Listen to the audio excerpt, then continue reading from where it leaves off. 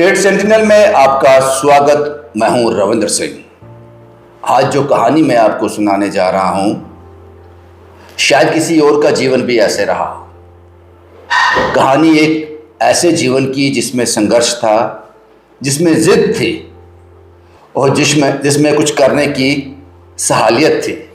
ऐसी कहानी आपके सामने रखने जा रहा हूं। ये चेहरा आपके नाउन में है, नाउन चेहरा है, हमेशा मदद करने के लिए आगे रहता है। मेरा अच्छा दोस्त भी है और लगभग 6-7 साल हो गए मैं इसको जानता हूं। हर छोटी सी बड़ी बात मेरे साथ साझा करता है ये। इसलिए मैंने कहा कहानी उस संघर्ष की, कहानी उस जीवन की जिसको मैं जानता हूं, आज आपको भी बताने जा रहा हूं। मेरे साथ कार्तिक भगत साहब हैं। कार्तिक साहब, बहुत बहुत स्वागत है आपका। क्यों वजह नहीं। आपकी जानकारी के लिए बता दूं कि कार्तिक साहब जीवन के एक ऐसे पड़ाव में पहुंच गए हैं जिसका ख्वाब इन्होंने आज से लगभग कई साल पहले देखा था। तामीर ऐसे होगी पता नहीं था।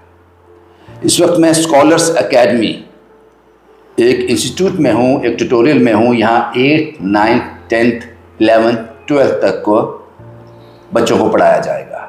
नीट JEE की ट्रेनिंग करवाई जाएगी।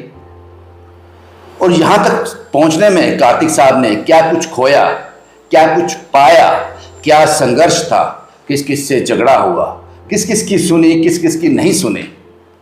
ये इनका जिद था, जुनून था, वो सब मैं आपके साथ साझा करने जा रहा हूँ।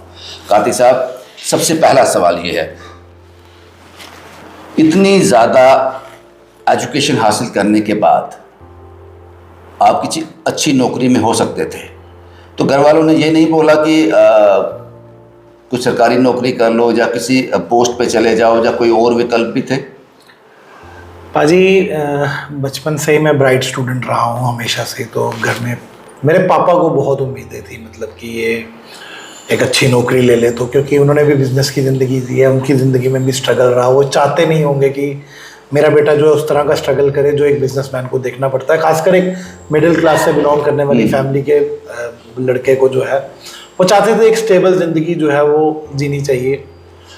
ग्रेजुएशन होती है बाजी, तो तब से ही मैं उनके सामने लगा हूँ। उन्होंने कोचिंग्स भी दिलाई मुझे UPSC के लिए, मैंने उसके लिए भी तैयारी की, बहुत सारी ट्रेनिंग। वो चाहते थे कि सरकारी नौकर हो जाए। बिल्कुल बिल्कुल चाहते भी थे। कुछ एग्ज़ाम्स क्वालिफाई किए मैंने, उसके बाद उनको ये कह के टाल दिया कि मैं इससे कुछ बड़ा करना चाहता हूँ, इससे कुछ अच्छी जॉब में जाना चाहता हूँ। लेकिन कभी दिल ने बाजी इजाज़त नहीं दी कि मैं जो है वो एक सरकारी नौकरी ज्वाइन करूँ, क्योंकि नौकरी लेने से बेटर मैं ये चाह रहा था कि मैं नौकरी देने वाला बनूं और ऐसा शख्स बनूं जो सोसाइटी में जो है किसी तरह से कंट्रीब्यूट कर सकूं। खासकर तो ये बच्चों को पढ़ाने का जो कीड़ा था, ये जो जिद थी, ये शुरू कहाँ से हुई? पाजी, इसका श्रेय मैं अपने दोस्तों को दूंगा। हाँ। 9-10 से ही पाजी मेरा मैथ्स बहुत अच्छा रहा है हमेशा से ही।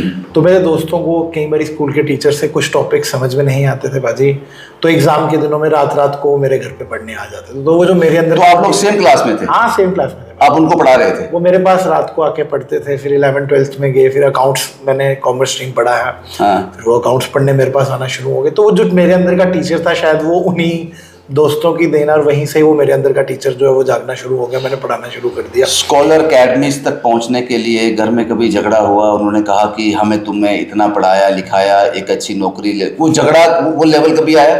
पाजी, बहुत बारी घर वाले, मतलब कई टीचर्स की मुझे आगे पीछे मिसालें भी देते थे। कहते देख वो पढ़ा के क्या बना, उसका क्या हुआ। हाँ। आज देख वो नौकरी पे ही जाते हैं अल्टीमेटली। तो ये ट्यूशन्स पढ़ा के अपना सर पतला कर लेगा, कुछ बनेगा इस फील्ड में। लेकिन पाजी, दिखा क्या आपको, क्या दिखा इसमें कि आपको लगा कि यही चुनना है मुझे? पाजी, शिक्षा मुझे लगता है वो चीज़ है जो हर परिवार को बदल सकती है ना, हर परिवार को बदल सकती है। आपके साथ एक कहानी पे मिलने का मौका मिला था आज से 7-8 साल पहले। वो परिवार लाचार हो गया था। अगर उसी परिवार में कोई शिक्षित व्यक्ति होता, अच्छे से शिक्षित, तो इतना लाचार मेरी नज़र में कभी भी नहीं होता था।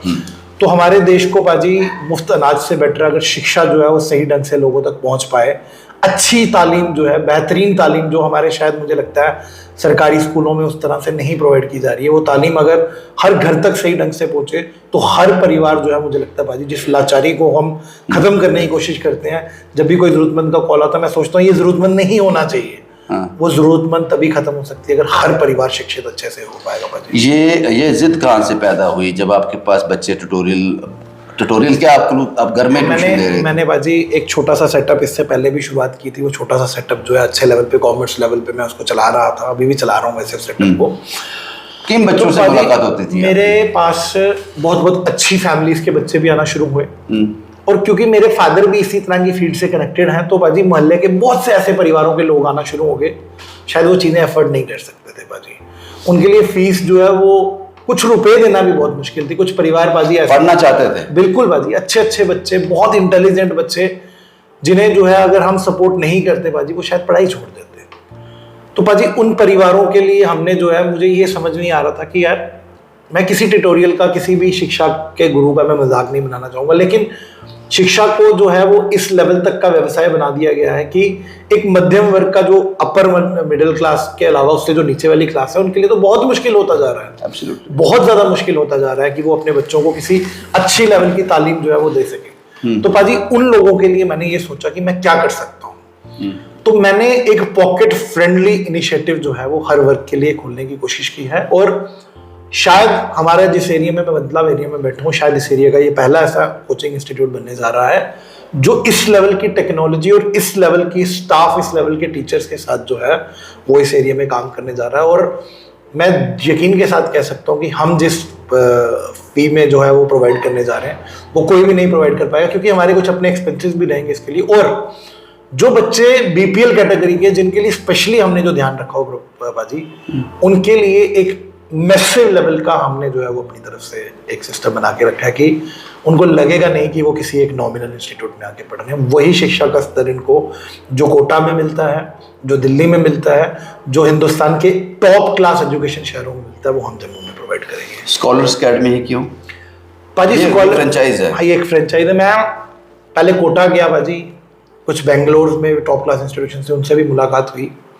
स्कॉलर्स अकेडमी में जाने का मेरा एक तो पर्पज, एक तो सबसे पहली चीज क्या होती है बाजी, आपकी कुछ नॉर्म्स होते हैं। आप जिसके साथ काम, आपने सारी जिंदगी जो है, जब आप एम्प्लॉयर बन के रहे हो बाजी, तो आपको एम्प्लॉय की आदत नहीं होती है। तो अगर मैं कोई बहुत बड़ा या कोई ऐसा नाम लेके आता, मैंने बहुत सारे, ये भी बहुत बड़ा नाम है, बहुत सारे लोगों के साथ मैंने जब बात की, मुझे ऐसा फील हो रहा था कि मैं वहां जाके एक एम्प्लॉय ही बन रहा हूँ।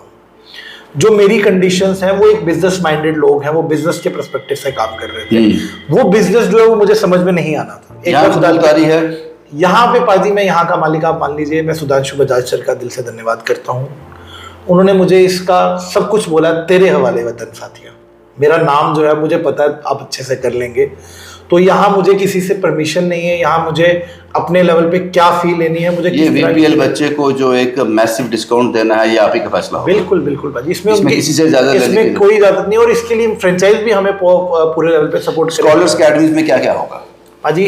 8th 9th 10th 11th 12th इनके एकेडमिक्स, प्लस पाजी 9th से ही बच्चे को एक कंपटीशन के माहौल में लाना बहुत जरूरी रहता है। वो कंपटीशन क्यों? क्योंकि आजकल के बच्चे, आपको देखो, बच्चे बड़े बड़े मार्क्स लेके आते हैं, लेकिन किसी भी कंपटीशन में कोई नीट का एग्जाम नहीं क्वालिफाई कर पा रहा, कोई जेई का एग्जाम नहीं क्वालिफाई रहा। क्यों नहीं कर पा रहा? क्योंकि वो बच्चा कंपटीशन के माहौल में जा नहीं पा रहा। वो 9th से शुरू हो जाएगा। वो 9th से शुरू हो जाएगा। हम 9th पे पाजी, हमारा 1,30,000 से ज्यादा का पूरे पैन इंडिया में हमारे स्टूडेंट्स हैं। उस बच्चे का पाजी कंपटीशन पूरे इंडिया लेवल पे हो जाएगा। 9th का बच्चे का हर 2 महीने में एक एग्जाम होगा। वो पूरे इंडिया से कनेक्टेड होगा। पूरे इंडिया के बच्चों के साथ एक, हमारे पास लाखों बच्चे नहीं होंगे लेकिन हजारों तो होंगे। हाँ, वो बच्चा मुंबई के बच्चे से भी कम्पीट करेगा, जम्मू के बच्चे से भी कम्पीट करेगा, दिल्ली के बच्चे से भी कम्पीट करेगा। जब वो कम्पीट करके बाद जब उसका रिजल्ट यहाँ आएगा, उसका भी हम ऑल इंडिया लेवल पे एक रैंक उसको बताएंगे कि तू ऑल इंडिया लेवल पे कहाँ फॉल कर रहा है। हाँ, नीट जितना बड़ा एग्जाम हम नहीं, हमारे पास उतने बच्चे नहीं है। ये 9th में आप ये सब कर रहे हो तो काबिल तारीफ। उसके बाद what about NEET JEE? Sir 8th 9th से ही बच्चे को हम, अगर कोई बायो इंटरेस्टेड स्टूडेंट होगा तो उसको हम नीट के लेवल पे शुरुआत करना शुरू कर देंगे, जो बेसिक्स है उसका बनाना। और कोई जेईई के लिए जाना चाहेगा तो 9th से उसकी शुरुआत हो जाएगी।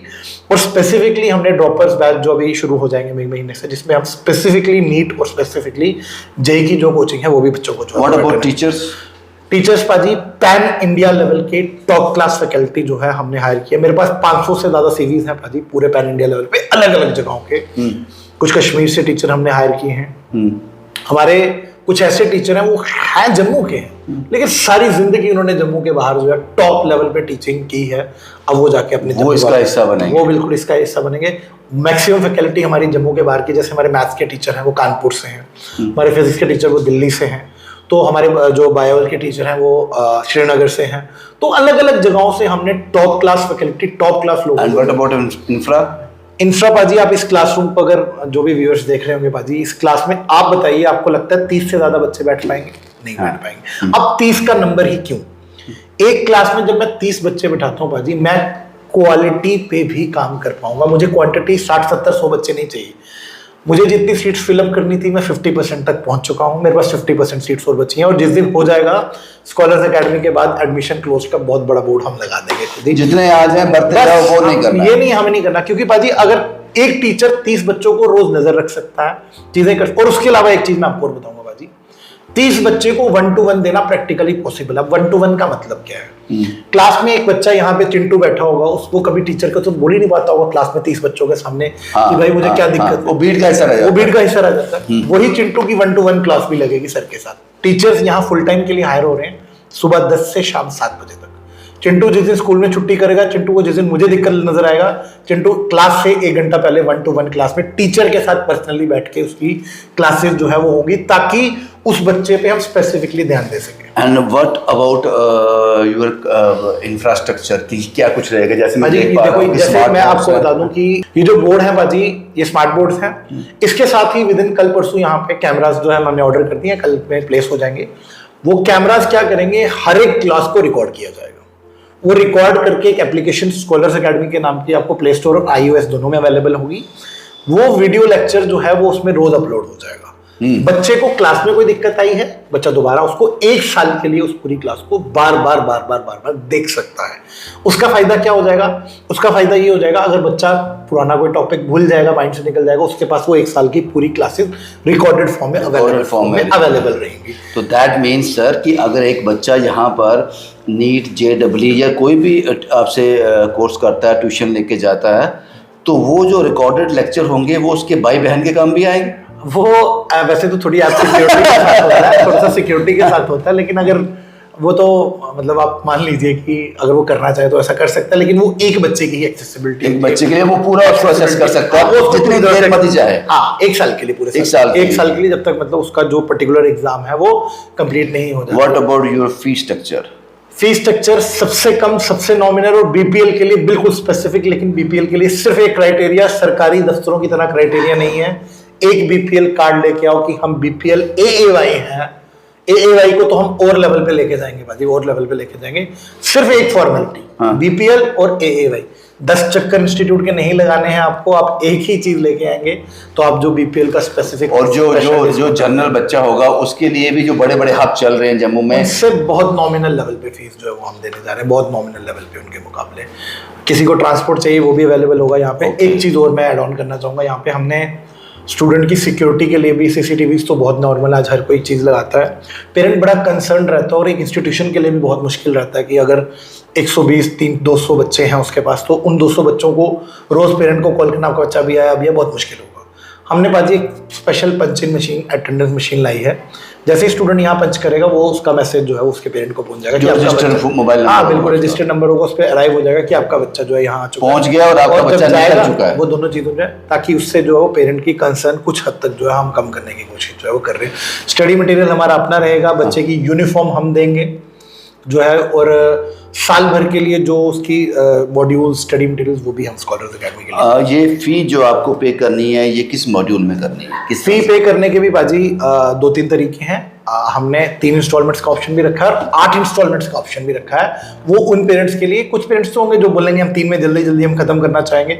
हम बड़े इंस्टीट्यूट नहीं है जो 2 साल की फीस आपसे 1 साल ले लेंगे, नहीं। एक छोटा सा नॉमिनल सा रजिस्ट्रेशन, उसके बाद थोड़ी सी फीस, क्योंकि फी हमेशा एडवांस ही रहती है, वो एडवांस रहेगी। उसके बाद अगर आप चाहेंगे हम आपको EMI बना के थ्रू बैंक जो है वो भी हमने फैसिलिटी रखी है। EMI ऑटोमेटिकली जैसे आपके बैंक से कटती है वैसे 1 महीने के बाद कटती है। टाइमिंग क्या क्या सर? हर क्लास जो स्कूल के बच्चे हैं वो 4 से 7 में ही आएंगे, और जो बाकी बच्चे रहेंगे जो जो ड्रॉपर बैच वाले हैं उनकी क्लासेस मॉर्निंग में होंगी 10 बजे के अराउंड से शुरू हो जाएगा। 4 से 7 का टाइम इसीलिए क्योंकि कोई भी बच्चा जो होगा मुझे लगता है 4 बजे तक वो स्कूल से घर। कादिर साहब, ये तो हमने बात की स्कॉलर्स अकेडमी के बारे में, सारी जानकारी हमने दे दी है। आपके मोबाइल नंबर और एड्रेस भी हम कैप्शन में डाल देंगे। लेकिन मैंने देखा कि जब ये आपका ऑफिशियली आपने इसको इनॉग्रेट किया तो आपके चंद दोस्त और आपके माता पिता, आपकी जो बच्ची वही थे, तो कोई बड़ा चीफ गेस्ट, कोई बड़ा पॉलिटिकल चेहरा या कोई ब्यूरोक्रेट नहीं था? पाजी बहुत मैं ये तो नहीं कहूँगा कि आ सकते थे, वो भी कोई ऐसी इतनी बड़ी बात नहीं थी। लेकिन मेरे लिए पाजी माँ बाप, मेरी बेटी, मेरी वाइफ, मेरी बहन, भाई, ये मेरा सब कुछ है पाजी। चीफ गेस्ट यही है? मेरे चीफ गेस्ट ये थे। शुरुआत अगर उनसे होगी, मैंने अपने माता पिता से पहले रिबन कटवाया, अपनी बेटी के पाँव यहाँ लगवाए, अपनी वाइफ को साथ रखा, मेरे भाई बहन, मेरा जीजू, उनके, मेरी बहन की बेटी मुझे बहुत प्यारी है, वो जो है वो भी वहाँ थी। तो वो सब लोग थे। तो पाजी उससे बड़े चीफ गेस्ट मुझे क्या बनाने थे। बाकी मेरे आप जैसे भाई, मीडिया बंधु के दोस्त, जो मेरे अच्छे दोस्त हैं, वो भी, उनका साथ भी जो है आज के ज़माने में बहुत ज़रूरी है। वो लोग भी मतलब उन्होंने अपनी प्रेजेंस दिखाई, मैं उनका भी तहे दिल से धन्यवाद करता हूँ कि वो लोग भी मेरे इस इनिशिएटिव में उन्होंने मेरा साथ खड़े हुए, और ये बहुत बड़ी बात थी बाजी। तो बस इन्हीं लोगों को मैंने बुलाया। माँ बाप कन्विंस हो गए, ठीक है बच्चा सेटल है, जो इसने फैसला किया वो ठीक है? बाजी आपको पता है कि माँ तो नहीं, फादर हमेशा बच्चे के लिए कंसर्न रहते हैं। वो हमेशा कंसर्न, वो जिंदगी भर शायद मेरे हर फैसले में मेरे लिए कंसर्न रहेंगे। लेकिन अब कन्विंस है पॉजिटिव वे में। हाँ बाजी, कल एक मैम आए थे, उन्होंने फ़ोन करके उनको भेजा हुआ था। तो आप बता दीजिए कि वो सपोर्ट कितना कर रहे हैं बैक एंड पे। मुंह पे नहीं बोलेंगे कि मैंने वो भेजा है किसी को, लेकिन उनका नाम लेके कल एक मैम आए थे, एडमिशन भी हुई। फादर आपके ऐसे हैं जो प्यार जताते नहीं है, लेकिन प्यार दिख जाता है आंखों से, उनको पता लग जाता है, सपोर्ट दिख जाती है। उनकी सपोर्ट के बिना तो इतना बड़ा सिस्टम खड़ा करना आसान नहीं था भाजी। आज मैं इस बिल्डिंग को लेना, रेंट पे लेना, वो उनका नाम है, उनको लोग प्यार करते हैं, तो मुझे ये बिल्डिंग इजीली मिल गई, वरना बिल्डिंग भी नहीं मिलती भाजी। कोई रेंट पे नहीं देता आजकल बिल्डिंग इतनी आसानी से। शुक्रिया कार्तिक साहब, हमसे बात करने के लिए आपका बहुत बहुत शुक्रिया। स्कॉलर्स अकेडमी, आप यहाँ पे आए, कैप्शन में इनके मोबाइल नंबर डाल देंगे। और ये खासकर स्कॉलर्स अकेडमी उन लोगों के लिए है जिनके पास पढ़ने की तबीयत तो है, पढ़ने का जज्बा तो है, ज़िंदगी में कुछ हासिल तो करना चाहते हैं, लेकिन जेब अलो नहीं करती। और बहुत से ऐसे बच्चे भी होंगे जो बड़े बड़े ट्यूटोरियल के सामने जाकर गेट से ही वापस आ जाते होंगे। ये शायद ये मेरे लिए नहीं है, स्कॉलर्स अकेडमी आपके लिए है। एक बार यहाँ विज़िट कीजिए। और कार्तिक साहब का क्या कहना, ऐसे लोगों को मैं मूर्ख कहता हूँ, ऐसे जो अपने बारे में नहीं सोचते, कहानियों में अपनी औकात से ज़्यादा डोनेट कर देने वाले ये लोग हैं। इतनी औकात नहीं होती, लेकिन इमोशनली इतने इमोशनल हो जाते हैं कि कुछ भी बोल देते हैं और पूरा भी करते हैं उसको। फिर ऐसी ही एक शख्स की कहानी मैंने आपके सामने रखी। इसने बहुतों को सपोर्ट किया है, आप जानते हो। अब ये चाहता है कुछ आपसे, कुछ डिलीवर करना चाहता है समाज को, सोसाइटी को, शिक्षा देना चाहता है, हर घर तक पहुंचाना चाहता है। और मुझे लगता है कि जम्मू सपोर्ट करेगा। शुभम कुमार के साथ Ravindra Singh, the state sentinel के लिए।